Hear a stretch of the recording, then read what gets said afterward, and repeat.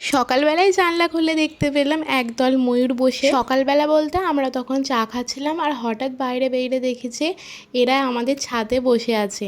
আর আমাদেরকে দেখেই ময়ূরগুলো ভয়ে পালিয়ে গেছে ওদের ছাদে। এত কাছ থেকে ময়ূরগুলোকে দেখেছি যেন মনে হচ্ছিল একবার গিয়ে ধরি।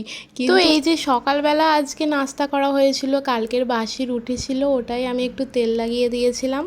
আর এদিকে বরমশাই টিভিটাকে নামিয়েছিল, কারণ আমাদের এই জায়গাটা একটু মেকওভার করব, মানে ওই কাগজটা একটু পাল্টাবো। খবরের কাগজ পাতা ছিল আর জানলাটার রঙটাও খারাপ হয়ে গিয়েছিল, ওর জন্য জানলাটাও রং করব। আর আমি করব না, আমার বরমশাই করবে রং। আর আমি এখানে পুদিনা পাতা আর ধনে পাতা জুসটা বানাবো। বাইরের দিক থেকে একটু ক্যাপচারটা করে নিলাম যে কেমন লাগছে। আর তোমরা কি কখনো ধনে পাতা আর পুদিনা পাতা জুস খেয়েছো? আমি কিন্তু এই প্রথমবার বানাচ্ছি, বরমশাই বললো বলে তাই, না হলে আগে কোনোদিনও বানাইনি। তো ধনে পাতা আর পুদিনা পাতাটাকে ভালো করে কুচি কুচি করে কেটে একটুখানি জল দিয়েছি। এটার একদম পিওর রসটাকে আমি বের করব বলে ওর জন্য আমি কম করেই জল দিয়েছি। আসলে এই জুসটা আমি খাবো না, আমার বরের জন্যই বানাচ্ছি। আর তারপর আমি দেখতে এলাম যে রং কতদূর হয়েছে। আর জানো তো, জানলাটার বাইরের দিকে যে নকশাটা করা ছিল ওটা আমি করেছিলাম কদিন আগে। আর এখানে আমি একদম পিওর জুসটাকে বের করে নিয়েছি। আর বরমশাই আমার জন্য এনেছিল হচ্ছে আখের রস। এই গরমে আখের রস খাওয়াটা অত্যন্তই প্রয়োজনীয়।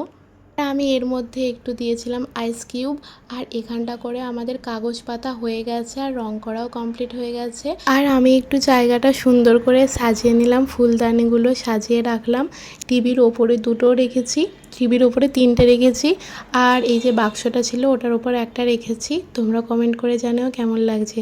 আর এই যে কাগজ দিয়ে বানানো ফুলটা দেখতে পাচ্ছ, এটা কিন্তু আমিই বানিয়েছিলাম, তোমাদের সঙ্গে ভিডিও আর শেয়ার করা হয়নি। তোমরা যদি দেখতে চাও আমাকে কমেন্টে জানিও, আমি আবার বানিয়ে দেখাবো। আর দেখো ফাইনাল লুকটা।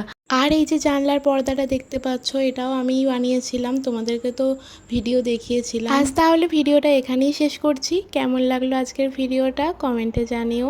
টাটা।